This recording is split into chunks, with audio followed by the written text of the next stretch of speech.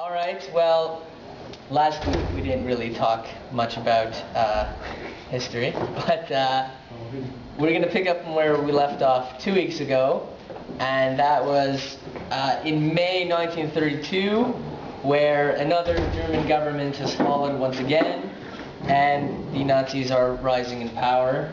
They're gaining more votes.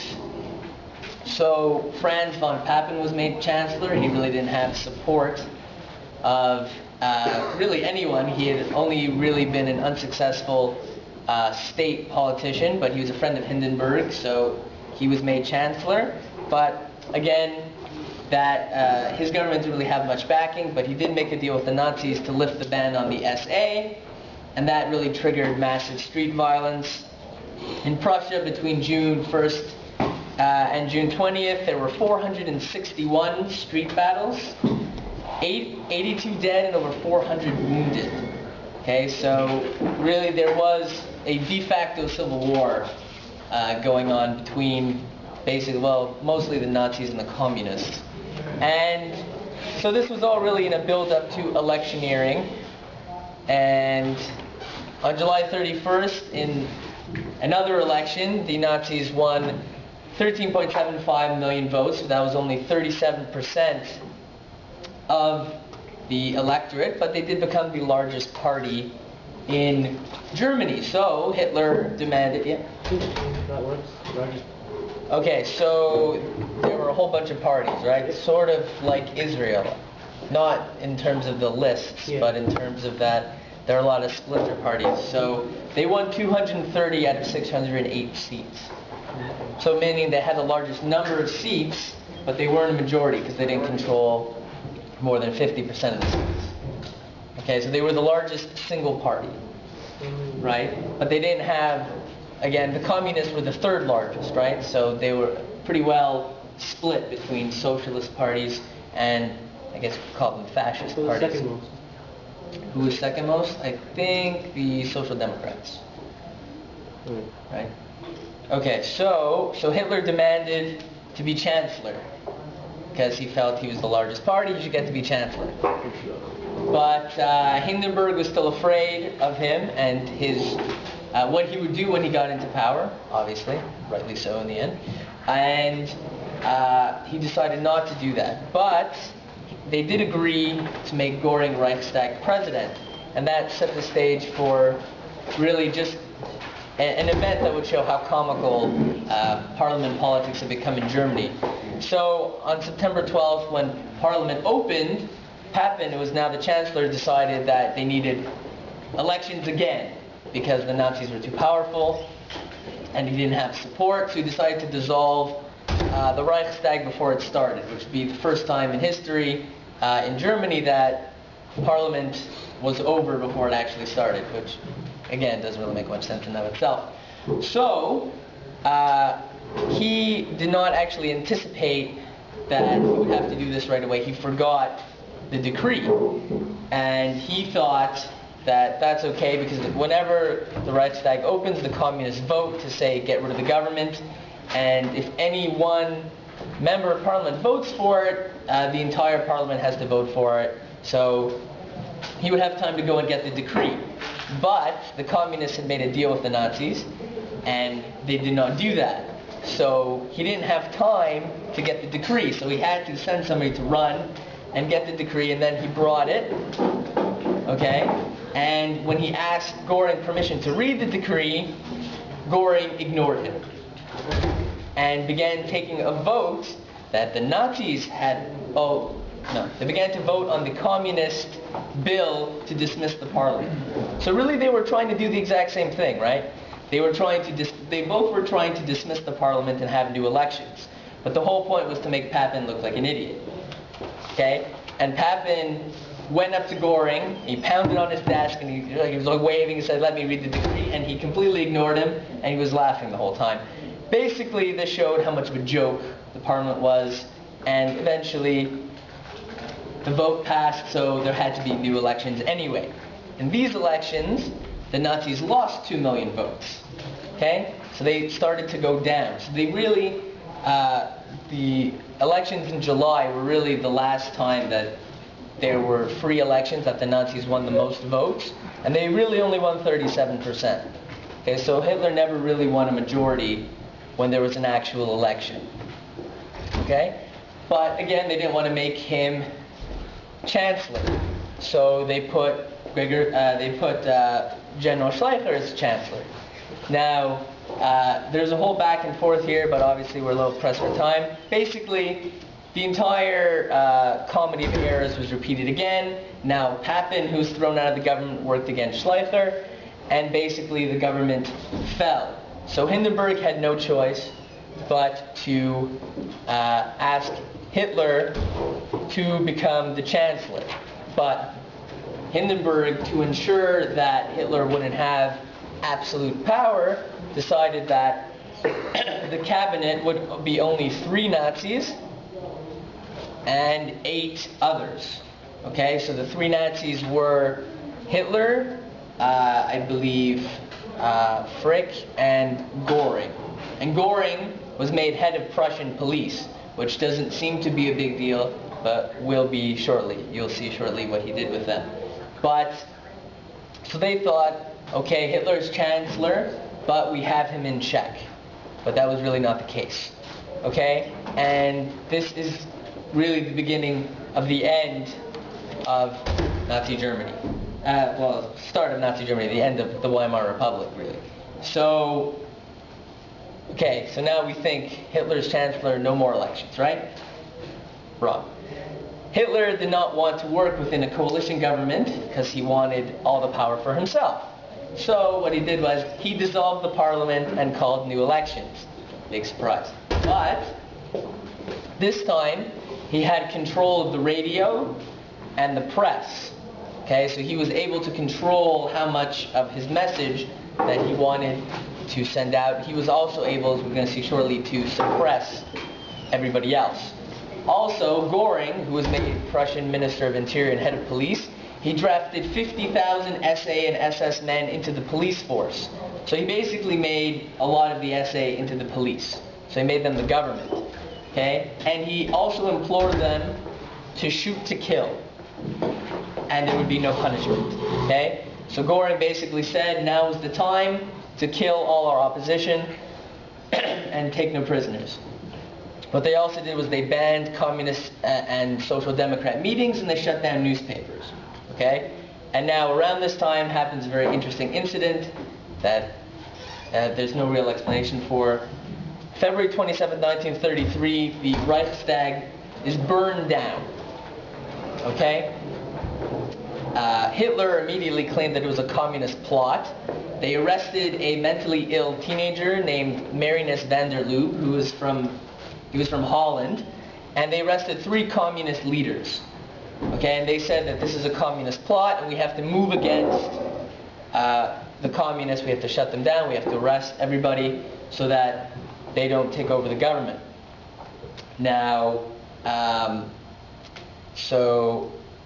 William Scherer believes, he gave evidence that actually Göring set it up. That there's when Göring, we said, was president of the Reichstag, there's an underground passageway that leads from there, from his residence into the Reichstag, and he believes that SA men came in through that passageway and they set fires to burn down the building, obviously in a ploy to gain the power to shut down everybody else, or at least to put up a front to let them shut down everybody else. But I have read other sources that really think that there is no conclusive evidence that the Nazis did it, and this is just a remarkably fortunate occurrence. So I don't know really what to believe, but either way, Hitler capitalized on it. And he made Hindenburg sign a decree the next day that suspended all civil liberties, such as freedom of speech and assembly. Okay? So there essentially, there was no right to do anything other than what Hitler allowed you to do. He arrested 4,000 political leaders. Okay? With all this, the Nazis still only won 44% of the vote. Okay? Even with all this intimidation, even with all the arrests, even with all the shutting down of newspapers and breaking up meetings, they still did not win a majority. Okay? So these are not fair elections. At least I wouldn't really call them fair elections. But, nevertheless, the Nazis still were not able to win a majority. So I'm just trying to point out that I'm going to try and make a further distinction, but I believe there's a distinction between Germans and Nazis, and when people try and blame things all on the Nazis, they're being rather misleading. Okay? So now Nazis have won 44% of the vote, but with the nationalists, they had a majority. But Hitler wanted to change the Constitution, and for that you needed a 2/3 majority. So he still wasn't able to do that. But what Hitler wanted to do next was he wanted the parliament to pass an act that would allow him to act with full legislative powers for 4 years. Okay? So he needed the nationalists for this. So what he did was, he got together with the army, and he opened the Reichstag in Potsdam Church, which is basically old Prussia, harkens back to the army. He had everybody dress up in the colors of the army. Hindenburg saluted where the Kaiser would sit. They left that chair empty. On March 23rd, Hitler gained the necessary votes, which also was helped by the fact that he had arrested people that had been elected to parliament. So they weren't allowed to vote. So he gained a larger majority because he basically arrested everybody who would have voted against him. Okay? So with these powers, Hitler is allowed to act essentially as a dictator. He controls everything. Okay, so now really is when... Yes? What did he not control before? From the way it sounds legit. Just well, ask this guy, ask that guy, do whatever. Because, well, the thing is that he couldn't really pass whatever laws he wanted. He could intimidate people. So that they did most of their things by intimidation. But you see, like, the fact that they only got 44% of the vote really seems to point to that even as coercive as they weren't able to scare everybody into listening to them. So had he wanted to do things that he did later, some of the more, harsher things that he did that would deprive people of rights, he wouldn't have been able to get away with it. You're right, they did let him go pretty far before that. But you're going to see what he gets rid of right now, they would never have let him do before. You're going to see, so I guess we should start doing that. What? Let's stop him. Well, I mean, he didn't have full control of the army. That's the big thing that is going to come basically until 1934, when Hindenburg dies.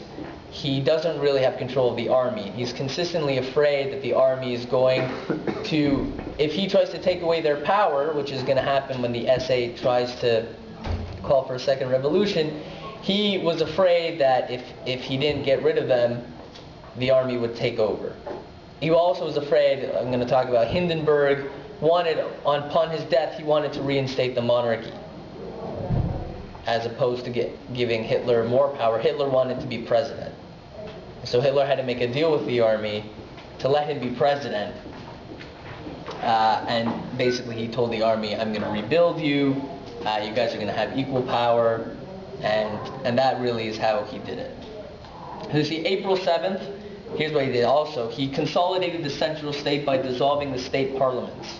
Okay, so Germany, for the past 1,000 years, had really been a federation of states, right, over 300. They were all fiercely independent, okay?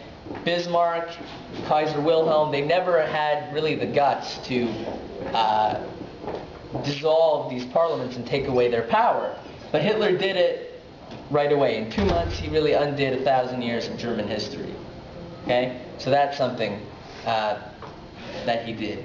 July 14th, by July 14th, all other political parties in Germany had dissolved, and a law was passed that it was a crime to belong to any other party, with prison time of up to 3 years. Okay? So he wouldn't have been able to do that. Okay? So you see right away, the second he was given these enabling powers, he started moving against all opposition. Okay? He also got rid of the trade unions, which was a major force in Germany in the 20s and 30s. Okay, so what he did was, May Day is a very popular holiday for all socialist trade unions. Okay, so he allowed them to put on their May Day celebrations, and then on May 2nd, he busted into their office and he arrested all of them. And he abolished the trade unions. Okay, so he basically undid all the freedoms, political freedoms of everyday Germans. How come no one can do that today? He was able to do it back then. No one can do that today. What was there? Once he did it, they realized about it. Well, he had emergency powers. Yeah. They're fired. I mean. Yeah, well, but I mean, you mean why can't anybody create a situation? Why can't Obama just get rid of all Republicans? I don't know, well, people say the Patriot Act or stuff like that. But why, I mean, because most of the people in the country aren't willing to let it happen. I think to a large extent people let this happen. Because people eventually supported what he was doing in terms of foreign policy. So there wasn't really a strong move to get rid of him. And even when Hitler attacks the churches, even though people, are attached to their churches, they still don't move against him. Because Hitler is going to get rid of unemployment, he's going to promise to eradicate Versailles. So he did do things that people liked. At the same time, I think that the Germans were rather unhappy with democracy anyway. So I don't think they were necessarily anti. And you see, not necessarily the same parallel, but in Eastern European countries, even though communism is gone, they still elect, some of those countries elect governments that, if they're not the same people, they have the same points of view. Right? Vladimir Putin in Russia is essentially, they're becoming much more statist, right? And they kill dissident, journalists. I mean, it's a similar type of thing. It's almost a communist state, and they begin to talk about Stalin like he's a hero. So, I mean, I don't think the same kind of thing will ever happen again, but there is definitely a trend that people don't necessarily always react against the autocratic government. Shall I add a question? Yeah. No one ever thought that this is wrong, and no one ever tried to stop it. No one ever tried to stop it. I mean, so I mentioned that the Social Democrats thought about having the trade unions go on strike, but they thought it was too dangerous. There were people that were intimidated. I guarantee you most people thought he'd never get away with it. Okay, you're consistently going to see that every single person underestimates him, right? Papin underestimates Hitler. Eventually, the entire world underestimates Hitler. Chamberlain underestimates Hitler. They think, oh, if we just give them Czechoslovakia, he's not going to care anymore. That didn't work, right? So I think Hitler capitalized a lot on the fact that people just didn't take him seriously. Even though in all his speeches, he said, he said pretty much things that he carried out. Nobody really thought that he would carry it out. But at this time, when do you guys think the first time as Hitler started moving against the Jews in all this? The first law, yeah. 1935. So that's the first law that you guys think of, right? What law was that? Or what set of laws were that? Right. All this. All the Nuremberg laws, right.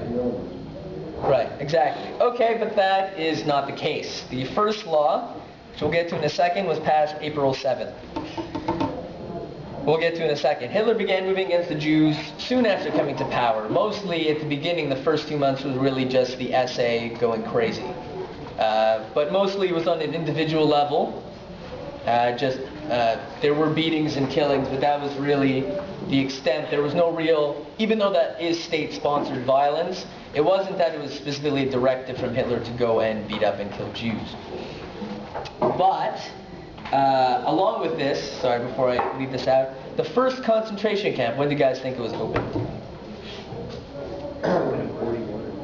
No, so okay, so there's a difference between, okay, so now you have to, yeah, so there's a difference between an extermination camp and a concentration camp. 39. 39, that's a decent guess. Would you believe 1933? Okay, Hitler opened the first concentration camp on March 22nd, 1933. Okay, at Dachau, which is right outside Munich. That was before he was chancellor? No. He was chancellor January 30th. Was there already like Jewish quarters and everything like that? So no, that was mostly, it had Jews in it, but it had a lot of communists and social democrats. I think at the beginning, a lot of it was mostly political operatives that he put in there. How many do you think were opened in 1933 alone? 30.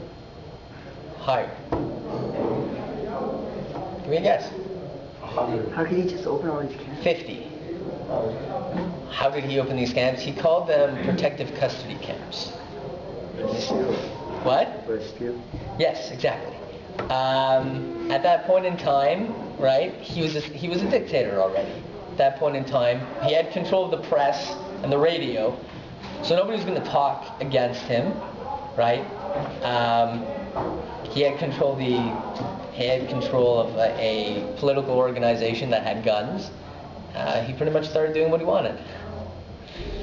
I don't know. It's hard to say why didn't somebody stop him. I mean, it sometimes is frustrating when you read these things. You think if somebody would have just stood up and said anything, but it didn't happen. So by July 1933, more than 50,000 people, no, 25,000 people, excuse me, 25,000 people were incarcerated. Big deal. Would open 6 concentration camps before 1939. So Sachsenhausen in 1936, Buchenwald in 1937, Flossenburg in 1938, Mauthausen, and Ravensbrück in 1939. Anybody have any idea why Ravensbrück is different than all those? Probably not what you think. Ravensbrück was a different camp. What? Anybody? No? It was only women. So Ravensbrück was a camp specifically for women. It will continue to be so throughout the war. Also political or Jewish right now? No. Oh, you mean by 1939? Yeah. No, I think that's still a lot of political. Remember that eventually, even in concentration camps, they had a lot of pastors. Like Reverend Niemöller was kept in concentration camp from 1938 to 1945. Dr. Schaft, who we talked about in terms of being president of the Reichsbank, he ended up in a concentration camp for several years.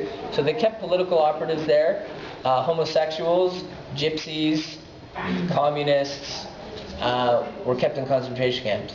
But remember, for somebody to survive from 1938 to 1935 in a concentration camp, I don't think would ever happen in a concentration camp just for Jews. I mean, that we're going to look at, I can mention it now, I think it was actually Mauthausen, that they show, I've seen statistics for mortality, survival, you put it more in terms of mortality if you see the numbers, in terms of percentage of people who survive a month. And it's like Poles 2% and Allied prisoners 1%. So not really as bad as you would think from a concentration camp. Then it's Jews. I had 98%, 95%, 100%. So even in concentration camps where there were Jews and non-Jews, the Jews were still treated qualitatively different. At this point in time, though, the concentration camps are still in the hands of the SA. So it's not really as organized as it would be later. So now they're more just, they've been holding people for ransom, and it's mostly just beating people up. It's still torture, but I mean, it's not really in the same orchestrated manner that it will be during the war, or even after 1934 when the SS takes over. So the first major law that Hitler tried to institute was a countrywide boycott on Jewish businesses. Okay, and that happened on April 1st, 1933. So this actually didn't really work out very well. This for reasons that the German economy was very weak. People didn't really want to take a chance about that. There was an international outcry, so Hitler actually limited the boycott to only 1 day. So originally it was going to be longer, but eventually, when he saw how badly it turned out, he limited it to 1 day. So you would think he'd take a little break from his laws against the Jews, right? No. April 7th, Hitler instituted the Law for Restoration of Professional Service. That banned all Jews from the law and the civil service. So you can't work for the government. And Jewish workers that were already working for the government were forced to retire. Okay, so now Hitler begins purging the government of all Jews. April 11th, he started his series. Yeah. Who's considered a Jew at this point? So that's the thing. There's not. I would say more at this time. It would be more people with a. There's no real definition now. The definition really isn't until Nuremberg. So I would say that people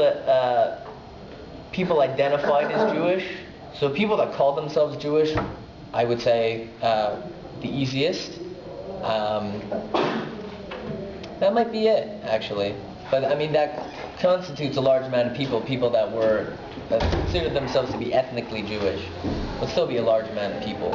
So you're right, they didn't necessarily go into your past and, find how many grandparents you had that were Jewish, as they're going to do, but they would go after people that, I guess their neighbor would inform on them that they're Jewish, kind of thing. Right? So April 11th, he began a series of economic and employment restrictions, further employment restrictions against the Jews, but the Lutheran Church was opposed. This is one of the only things they actually said something to. They did not continue to oppose things against the Jews, because April 25th, the Law for Prevention of Overcrowding in German Schools and Higher Education. This restricted Jews from university and professional schools. It wasn't complete. They would allow 1.5% of the university population to be Jewish. But it basically means Jews can no longer go to a professional school. Okay, so I'm applying to medicine. I couldn't do that anymore. Okay. Also, they began the teaching of German subjects, such as German math and German English, because the thinking was that Jewry had polluted world science. For example, here's a quote: "Modern physics is an instrument of world Jewry for the destruction of Nordic science." Okay, so modern physics, or I've also seen it called Jewish physics, is really, it's mostly a move against Einstein and the theory of relativity, but essentially German university professors thought that just by view of him being Jewish, it's obviously not true. So even though it was true, they deliberately ignored that. They also started classes in racial science. So the University of Berlin would eventually have 86 courses in racial science. So what is racial science, right? So it's mostly a study of physiognomy. Like Himmler had an obsession with skulls. He would have scientists measure skulls to see if you can tell the difference between Aryan skulls and Jewish skulls. Also a common stereotype that people talk about, there was measurement for Jewish noses, eye color, everything. What happened with the noses? What? What happened with the noses? What do you mean, what happened with the noses? I don't really think any of this stuff was conclusive, I would say. But I don't have that data for you. Pretty conclusive. I apologize. What? Pretty conclusive. That's true. What was the point of it? What was the point of this? To purge all of Germany of Jewish life. To totally eradicate. First, it's to take away, right? We're beginning to take away their livelihood. This right now is only the ability to take away their livelihood. Eventually, there's a drive to take away all their money, a drive to force them to leave. Mostly they wanted to make the Jews what Daniel Goldhagen calls socially dead. Okay? He considers this, he's I think one of the only people that considers this, but he considers this to really be another kind of extermination, just coming a little bit short. He thinks that Hitler always had in mind to do what he did. He just started with this. I would say most other scholars consider it to be different, meaning that he started off just trying to make life extremely hard for them and steal their money, and only made the decision to kill them later. Okay? But this basically is a decision, a lot of it's economically based because there were Jews with money, so they wanted to take it from them. And you don't really have to anger any Germans, who are the only people that he cares about, right? So it's no problem to take away their money, but also it's a drive to make their lives extremely uncomfortable. But I just wanted to mention before we get off the higher education topic, how many German Jews do you think received the Nobel Prize between the years 1905 and 1931? 0. No more. He's saying that's going down. Well, I don't know, you tell me. What do you think? 50. It went up. You're asking us 20. It went up. No, less than 20. 19. Less than 19. 15. 17. 16. Less than 12. 11. 10. You realize how incredible that is, right? No. There were 500,000 Jews in Germany out of 30 million, okay? And you have to realize how many Jews there were in the world, or how many people there were in the world, and 10 German Jews won the Nobel Prize, okay? It's not just for one thing, right? Einstein won, among others, but Einstein. no, Niels Bohr isn't. Anyway, I'm just trying to say that even though there was what? Well, actually I would say there's a qualitative difference between a Nobel Prize in science and a Nobel Peace Prize, which is, yes, which is, yes. Well, when Mohammed al-Baradi has a Nobel Peace Prize, Yasser Arafat has a Peace Prize. You know about Mohammed al-Baradi is the head of the International Agency for Atomic Energy, I believe, something like that. And he's really, he says that he said that Iran's not, they don't want to get a bomb and things of that nature, and how Israel's nuclear facilities are more of a problem to the Middle East. Oh. Things of that nature. He's crazy. Yeah, I think he might be a Holocaust denier also, though I'm not sure. That might only be Mahmoud Abbas. Not totally sure. Either way, Ahmadinejad? him too. No, Abbas is also a Holocaust denier. His thesis, his doctoral thesis, is about how the Jews pump up the numbers of the Holocaust for pity. Yeah, that's important to know. Anyway, so again, so even though I would hope that they were cognizant of the fact that they were really purging some of their best talent, they didn't care. Okay? They were more concerned with hurting the Jews than with actually improving their science. Okay? They actually would start journals, like there are medical journals today. They would start journals like German science and racial science, things of that nature. Okay? Jewish physicians were also banned from hospitals, okay? And pharmacists were not given licenses. So now, again, why would you want to get rid of doctors? To kill your country. What? To kill your country. No, they weren't trying to kill their country. They just had a worldview that a Jewish doctor is negative. A Jewish doctor is going to hurt you, even though he's a doctor.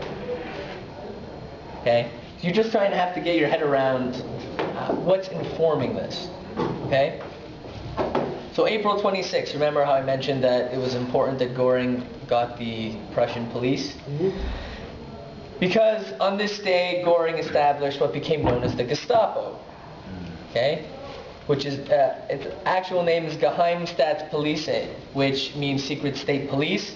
Gestapo is actually a short form that a postal worker put on a stamp. Okay? But eventually became really the most feared organization, I would say, in Europe. So he converts the Gestapo into the state police, and they begin collecting information. What were the differences between like SS, like Gestapo? Well, so few others. you want to ask the difference? It's more of the Gestapo and the SD would be the difference. Well, the SS really worked as an autonomous organization, and the SS eventually had combat troops, right? The Waffen-SS, actually, they fought as army troops. So the SS really almost functioned as a state within a state. The SD was the intelligence arm of the SS. Okay?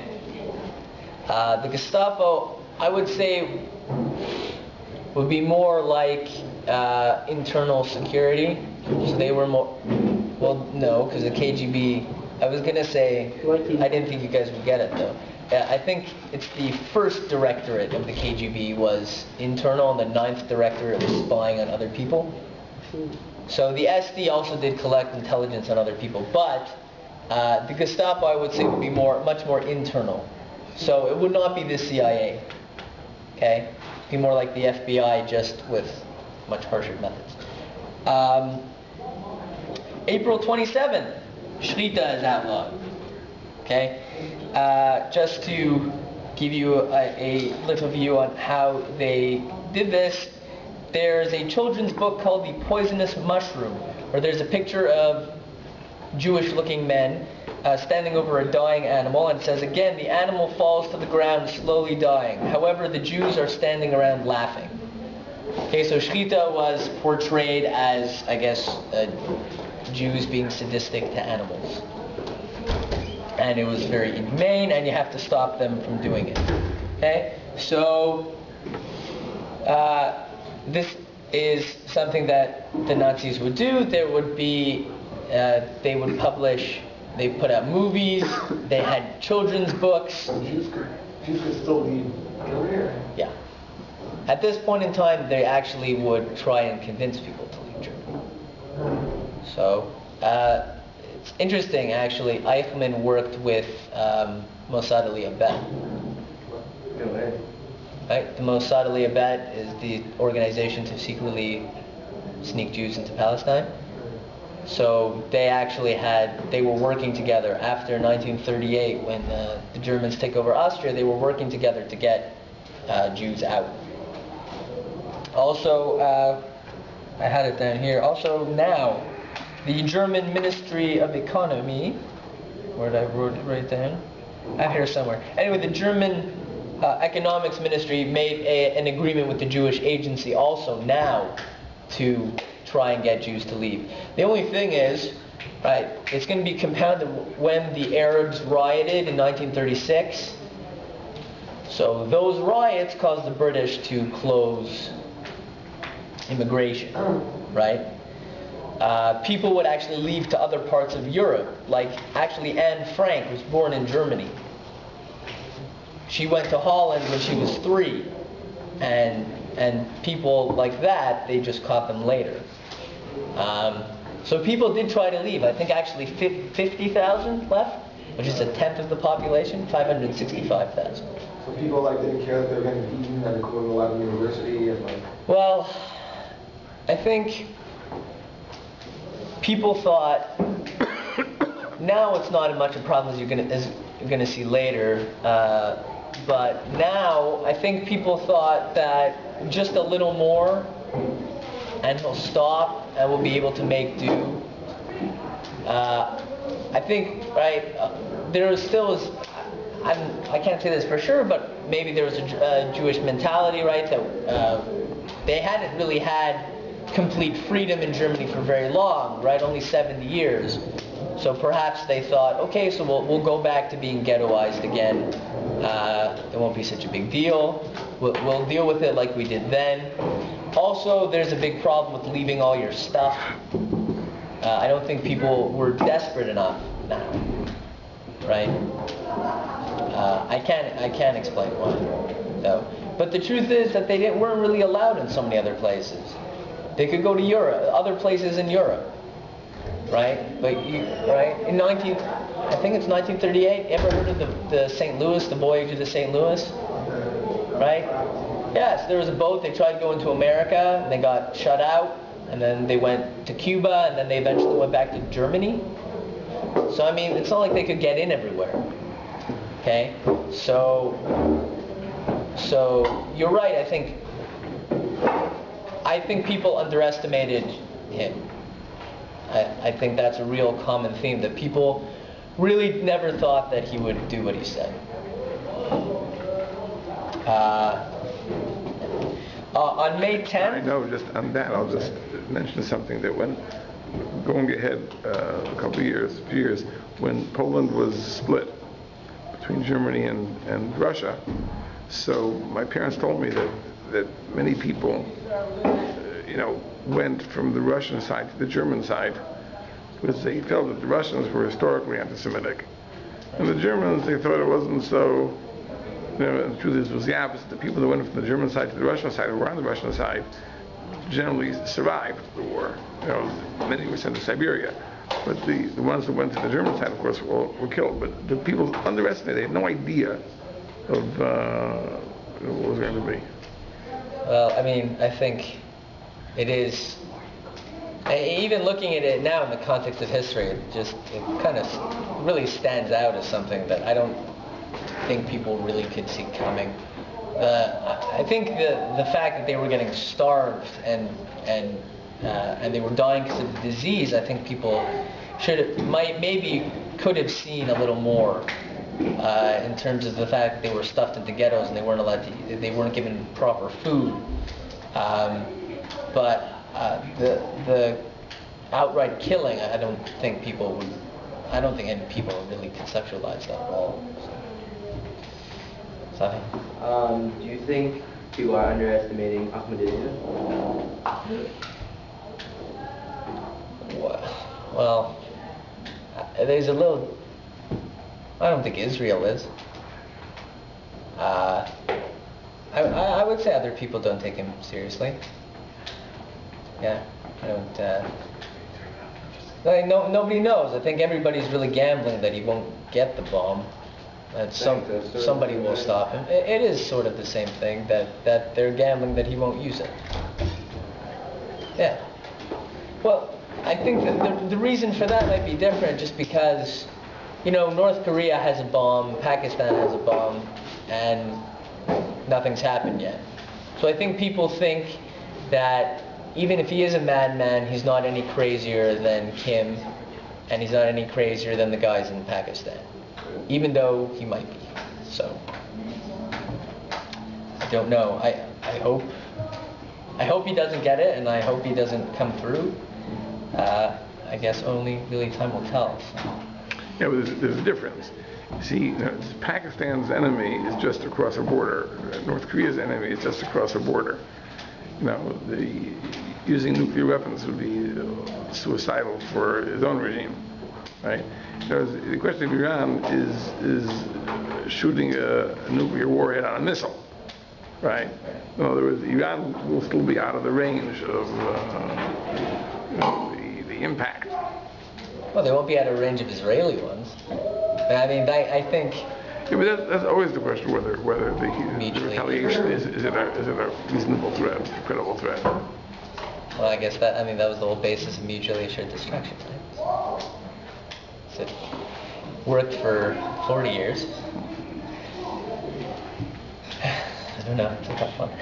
On May 10th, the Nazis burned over 20,000 books in Berlin. What does that remind you of? Yeah, it reminds you of the burning of the Gemara. So the thing is, they didn't just burn Jewish books. They burned non-Jewish books as well, people like Thomas Mann. But in speeches, nobody wrote. Right. Novelist, German novelist, wrote quite a few books. The Magic Mountain, and he was Jewish, by the way, Thomas Mann. Oh, he was? Yeah. He wrote a series of 4 books about Joseph and his brothers, which he won a Nobel Prize for Literature. Actually, Other books. there are others that were not Jewish. I'll get the names for you if you want them. Oops. Either way, thank you, Mr. Dorf. However, in speeches, Goebbels did proclaim that this was the death of Jewish intellectualism. So whether the fact that there are non-Jewish books or not in there might just mean they attribute that to Judaism. Again, up for dispute. But it is interesting that somebody they did, whose books they did burn, Heinrich Heine, who was he was Jewish. He did say that when books are burned, in the end, people will be burned. And he was in the 1800s. But actually a rather frightening prediction. So again, they're clearly moving against Jews and Judaism. But on July 14th, they did one other law that we should mention, the Law for Prevention of Offspring with Hereditary Diseases, which provided for the sterilization of unfit parents as well as euthanasia for so-called defective or useless eaters. So it's actually very important that a lot of the people that ran the euthanasia programs in Germany actually ran the extermination camps, the Operation Reinhardt extermination camps in Poland. So this is really the beginning of actually where they tried gassing first was in euthanasia clinics. They used carbon monoxide to gas patients. But again, something like this also is coming up today in terms of there's a bill before Canadian Parliament whether to legalize euthanasia for people in quote unbearable pain. Euthanasia is it's more that's more assisted suicide, but euthanasia is the killing of people that are Handicapped? yeah. Really? What? Is it really handicapped? Well, people fear that it starts off with that and eventually becomes euthanasia of older people. That's a claim made by people that oppose the bill. But yeah, here it was mostly for handicapped, mentally or physically. So I'm just trying to make you guys cognizant of the fact that some of these debates are still alive today. Anyway, I think on that note we should conclude for today, but next week we'll continue the march of Nazi Germany toward the war. So have a good travels, guys.